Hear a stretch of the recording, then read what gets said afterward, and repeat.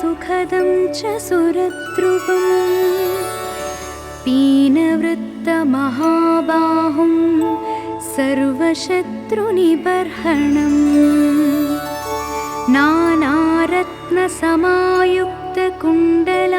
नानारत्नसमायुक्तकुण्डलादिविभूषितं सर्वदाभीष्टदातारं सतां वै दृढमाहवे वासिनं चक्रतीर्थस्य दक्षिणस्थगिरौ सदा तुङ्गाम्भोदितरङ्गस्य वातेन परिशोभिते नानादेशागतैः सद्भिः सेव्यमानं नृपोत्तमैः धूपदीपादिनैवेद्यैः पञ्चखाद्यैश्च शक्तितः भजामि श्रीहनुमन्तं हेमकान्तिसमप्रभं व्यासतीर्थयतीन्द्रेण पूजितं प्रणिधानतः त्रिवारं यः पठेन्नित्यं स्तोत्रं भक्त्या द्विजोत्तमः वाञ्छितं लभते भीष्टं षण्मासाभ्यन्तरे खलु पुत्रार्थी लभते पुत्रं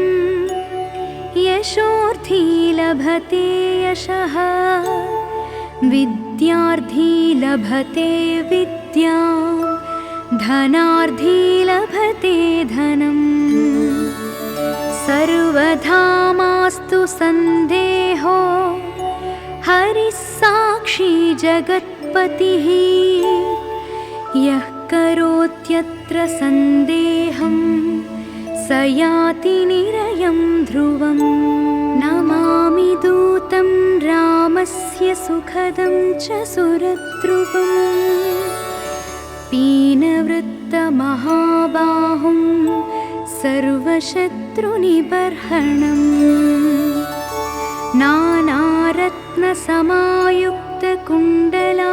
नानारत्नसमायुक्तकुण्डलादिविभूषितं सर्वदाभीष्टदातारं सतां वै दृढमाहवे वासिनं चक्रतीर्थस्य दक्षिणस्थगिरौ सदा तुङ्गाम्भोदितरङ्गस्य वातेन परिशोभिते नानादेशागतैः सद्भिः सेव्यमानं नृपोत्तमैः धूपदीपादिनैवेद्यैः पञ्चखाद्यैश्च शक्तितः भजामि श्रीहनुमन्तं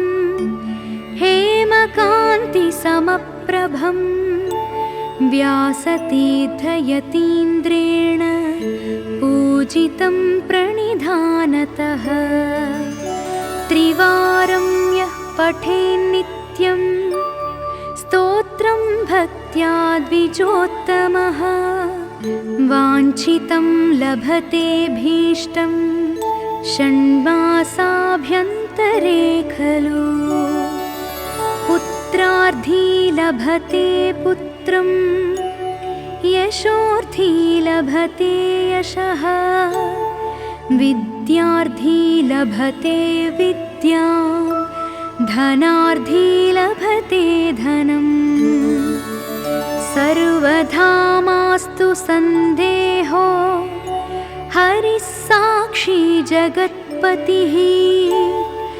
यः करोत्यत्र सन्देहं स याति निरयं ध्रुवम् नमामि दूतं रामस्य सुखदं च सुरद्रुवम् पीनवृत्तमहाबाहुं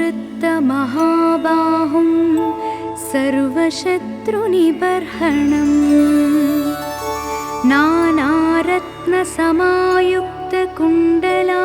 नानारत्नसमायुक्तकुण्डलादिविभूषितं सर्वदाभीष्टदातारं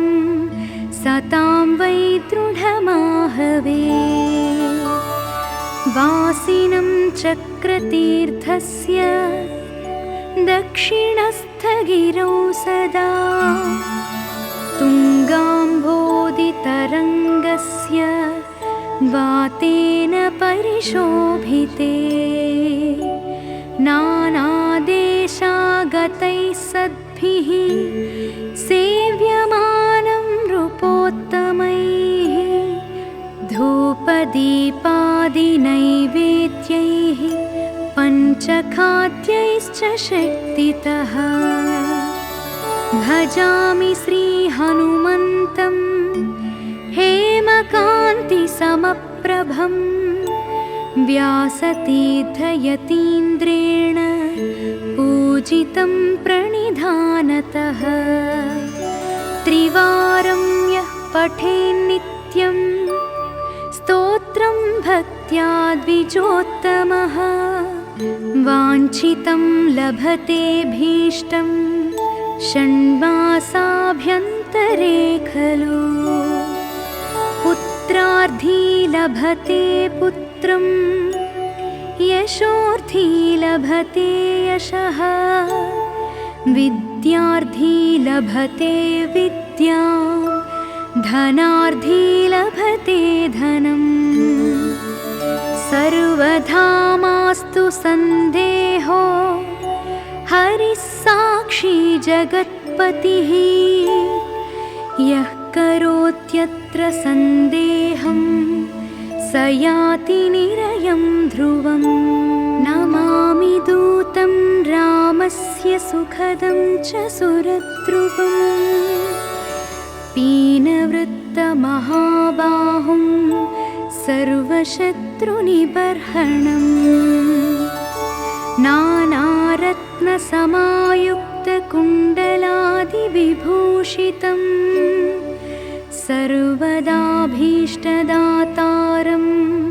सतां वै दृढमाहवे।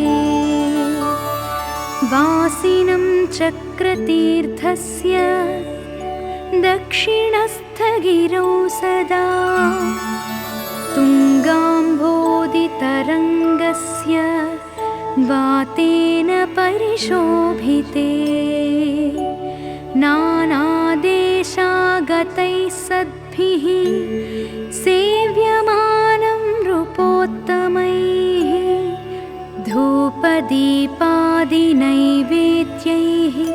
पञ्चखाद्यैश्च शक्तितः। भजामि श्रीहनुमन्तं हेमकान्तिसमप्रभं व्यासतीर्थयतीन्द्रेण पूजितं प्रणिधानतः। त्रिवारं यः पठेन्नित्यं स्तोत्रं भक्त्या द्विजोत्तमः वाञ्छितं लभतेऽभीष्टं षण्मासाभ्यन्तरे खलु। पुत्रार्थी लभते पुत्रं यशोर्थी लभते यशः विद्यार्थी लभते विद्यां धनार्थी लभते धनम्। सर्वधा मास्तु सन्देहो हरिः साक्षी जगत्पतिः यः करोत्यत्र सन्देहं स याति निरयं ध्रुवम्। नमामि दूतं रामस्य सुखदं च सुरद्रुवम् पीनवृत्तमहाबाहुं सर्वशत्रुनिबर्हणम्। नानारत्नसमायुक्तकुण्डलादिविभूषितं सर्वदाभीष्टदातारं सतां वै दृढमाहवे। वासिनं चक्रतीर्थस्य दक्षिणस्थगिरौ सदा तुङ्गाम्भोदितरङ्गस्य परिशोभिते नानादेशागतैः सद्भिः सेव्यमानं नृपोत्तमैः धूपदीपादिनैवेद्यैः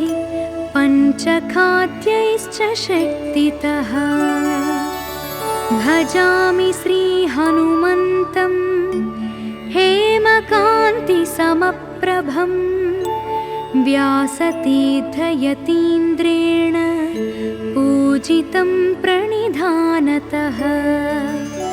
त्रिवारं यः पठेन्नित्यं स्तोत्रं भक्त्या द्विजोत्तमः वाञ्छितं लभतेऽभीष्टं षण्मासाभ्यन्तरे खलु पुत्रार्थी लभते पुत्रं यशोर्थी लभते यशः विद्यार्थी लभते विद्यां धनार्थी लभते धनम् सर्वधा मास्तु सन्देहो हरिः साक्षी जगत्पतिः यः करोत्यत्र सन्देहं स याति निरयं ध्रुवम् नमामि दूतं रामस्य सुखदं च सुरद्रुवम् पीनवृत्तमहाबाहुं सर्वशत्रुनिबर्हणम्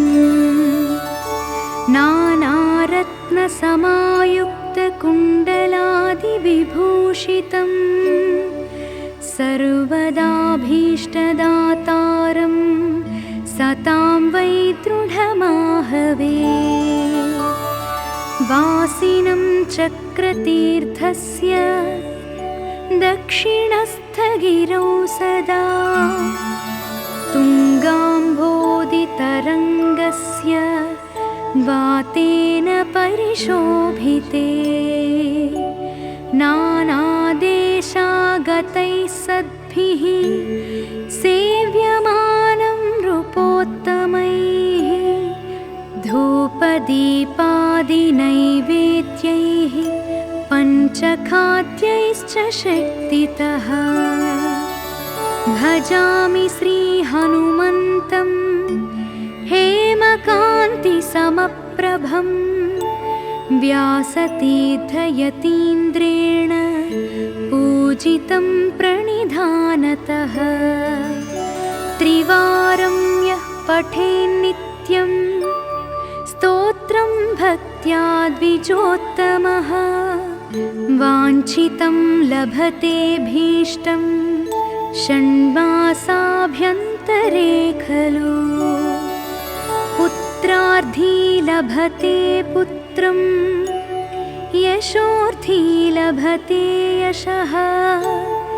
विद्यार्थी लभते विद्यां धनार्थी लभते धनम् सर्वधा मास्तु सन्देहो हरिः साक्षी जगत्पतिः यः करोत्यत्र सन्देहं स याति निरयं ध्रुवम् नमामि दूतं रामस्य सुखदं च सुरद्रुवम् पीनवृत्तमहाबाहुं सर्वशत्रुनिबर्हणम्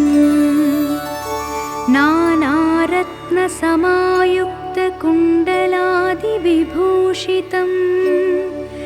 सर्वदाभीष्टदातारं सतां वै दृढमाहवे वासिनं चक्रतीर्थस्य दक्षिणस्थगिरौ सदा तुङ्गाम्भोदितरङ्गस्य वातेन परिशोभिते नानादेशागतैः सद्भिः सेव्यमानं नृपोत्तमैः धूपदीपादिनैवेद्यैः पञ्चखाद्यैश्च शक्तितः भजामि श्रीहनुमन्तं हेमकान्तिसमप्रभं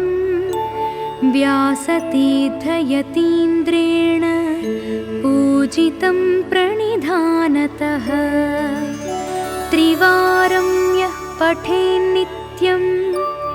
स्तोत्रं भक्त्या द्विजोत्तमः वाञ्छितं लभतेऽभीष्टं षण्मासाभ्यन्तरे खलु पुत्रार्थी लभते पुत्रं यशोर्थी लभते यशः विद्यार्थी लभते विद्यां धनार्थी लभते धनम् सर्वधा मास्तु सन्देहो हरिः साक्षी जगत्पतिः यः करोत्यत्र सन्देहं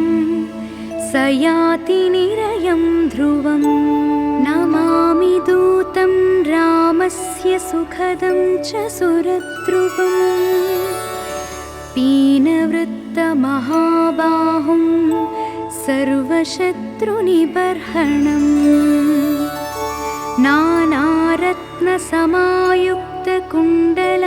नानारत्नसमायुक्तकुण्डलादिविभूषितं सर्वदाभीष्टदातारं सतां वै दृढमाहवे वासिनं चक्रतीर्थस्य दक्षिणस्थगिरौ सदा तुङ्गाम्भोदितरङ्गस्य वातेन परिशोभिते नानादेशागतैः सद्भिः सेव्यमानं नृपोत्तमैः धूपदीपादिनैवेद्यैः पञ्चखाद्यैश्च शक्तितः भजामि श्रीहनुमन्तं हेमकान्तिसमप्रभं व्यासतीर्थयतीन्द्रेण पूजितं प्रणिधानतः त्रिवारं यः पठेन्नित्यं स्तोत्रं भक्त्या द्विजोत्तमः वाञ्छितं लभतेऽभीष्टं षण्मासाभ्यन्तरे खलु पुत्रार्थी लभते पुत्रं यशोर्थी लभते यशः विद्यार्थी लभते विद्यां धनार्थी लभते धनम् सर्वधा मास्तु सन्देहो हरिः साक्षी जगत्पतिः यः करोत्यत्र सन्देहं स याति निरयं ध्रुवम् नमामि दूतं रामस्य सुखदं च सुरद्रुवम् पीनवृत्तमहाबाहुं सर्वशत्रुनिबर्हणम्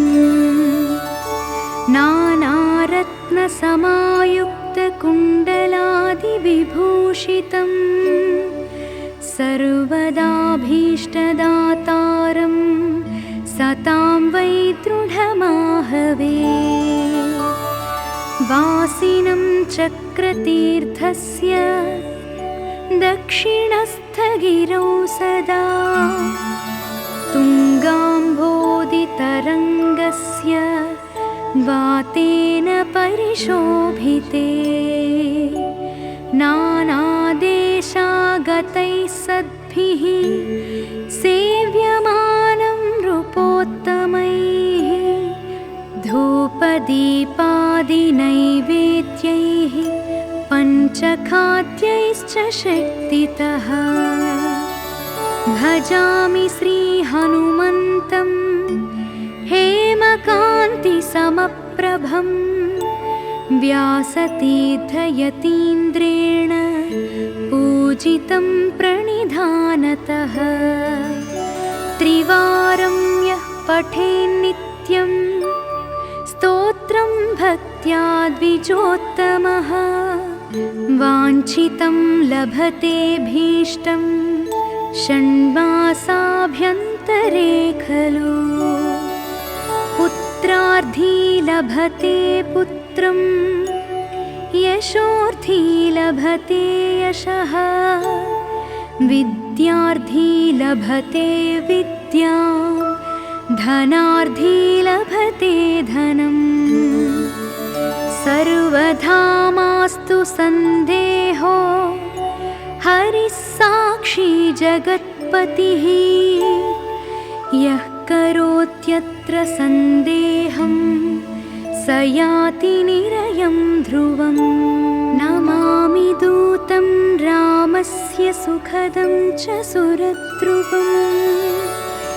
पीनवृत्तमहाबाहुं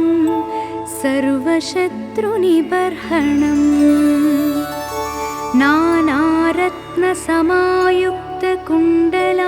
नानारत्नसमायुक्तकुण्डलादिविभूषितं सर्वदाभीष्टदातारं सतां वै दृढमाहवे वासिनं चक्रतीर्थस्य दक्षिणस्थगिरौ सदा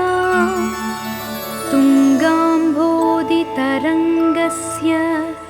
वातेन परिशोभिते नानादेशागतैः सद्भिः सेव्यमानं नृपोत्तमैः धूपदीपादिनैवेद्यैः पञ्चखाद्यैश्च शक्तितः भजामि श्रीहनुमन्तं हेमकान्तिसमप्रभं व्यासतीर्थयतीन्द्रेण पूजितं प्रणिधानतः त्रिवारं यः पठेन्नित्यं स्तोत्रं भक्त्या द्विजोत्तमः वाञ्छितं लभते भीष्टं षण्मासाभ्यन्तरे खलु पुत्रार्थी लभते पुत्रं यशोर्थी लभते यशः विद्यार्थी लभते विद्यां धनार्थी लभते धनम् सर्वथा मास्तु सन्देहो हरिः साक्षी जगत्पतिः यः करोत्यत्र सन्देहं स याति निरयं ध्रुवम् नमामि दूतं रामस्य सुखदं च सुरद्रुवम् पीनवृत्तमहाबाहुं सर्वशत्रुनिबर्हणम्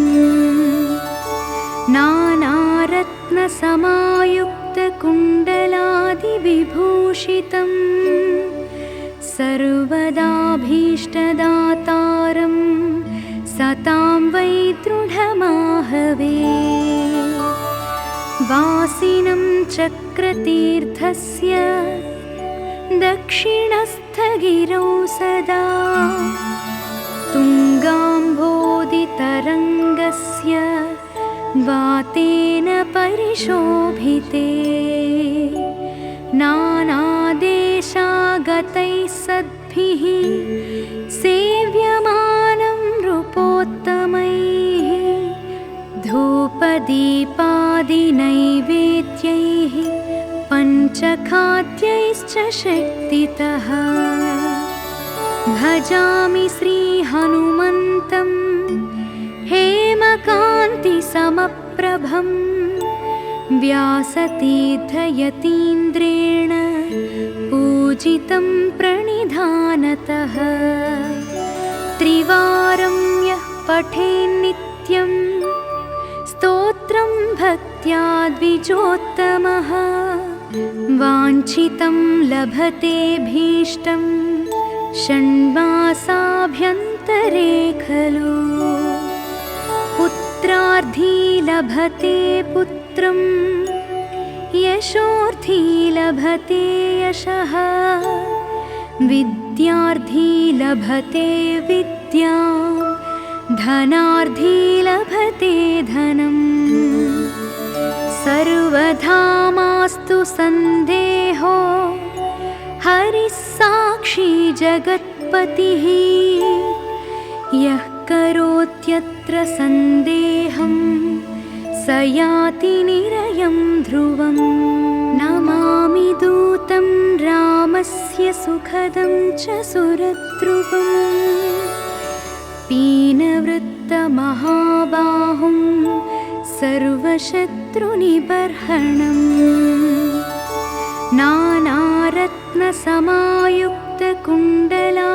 नानारत्नसमायुक्तकुण्डलादिविभूषितम्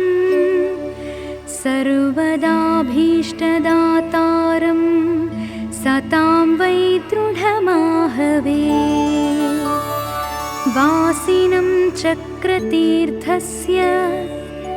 दक्षिणस्थगिरौ सदा तुङ्गाम्भोदितरङ्गस्य वातेन परिशोभिते नानादेशागतैः सद्भिः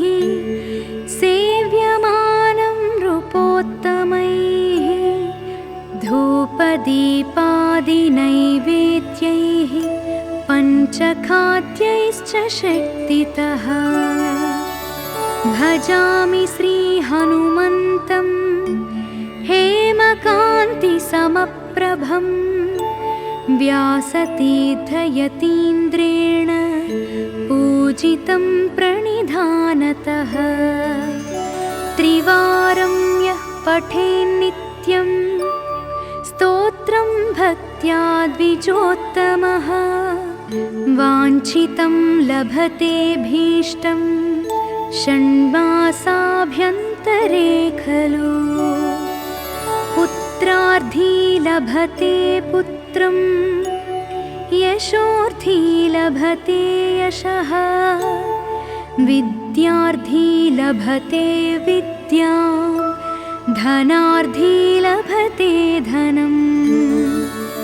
सर्वथा मास्तु सन्देहो हरिः साक्षी जगत्पतिः यः करोत्यत्र सन्देहं स याति निरयं ध्रुवम् नमामि दूतं रामस्य सुखदं च सुरद्रुवम् पीनवृत्तमहाबाहुं सर्वशत्रुनिबर्हणम्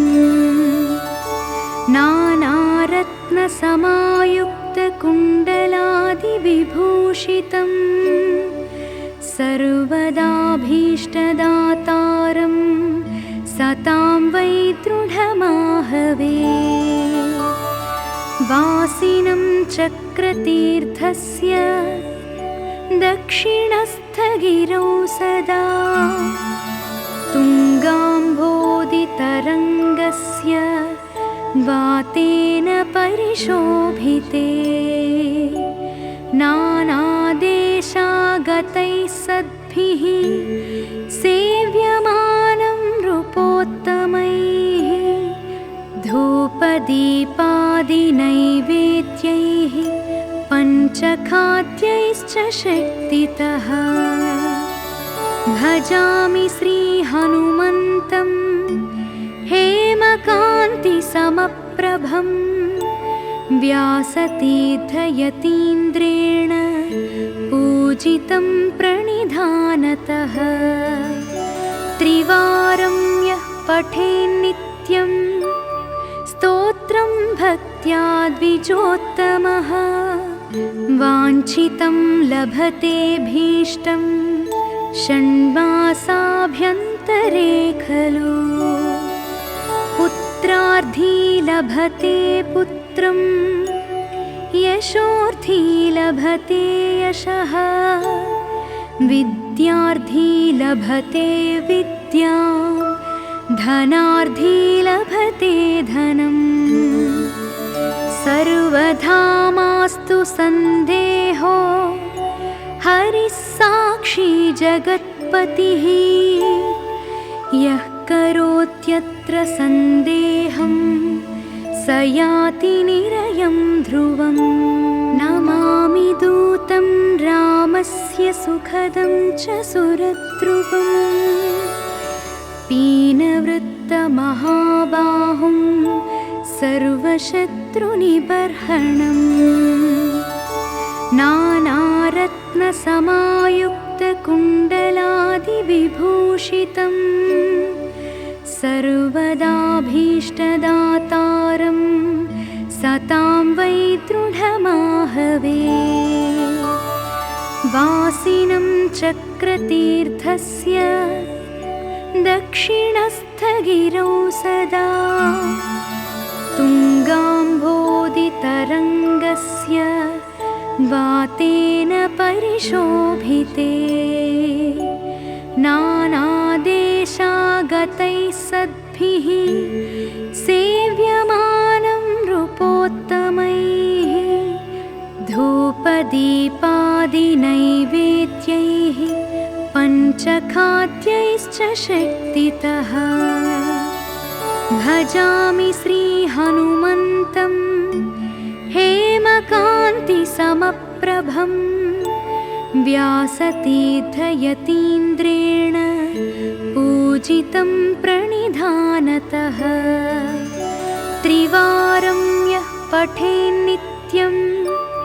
स्तोत्रं भक्त्या द्विजोत्तमः वाञ्छितं लभते भीष्टं षण्मासाभ्यन्तरे खलु पुत्रार्थी लभते पुत्रं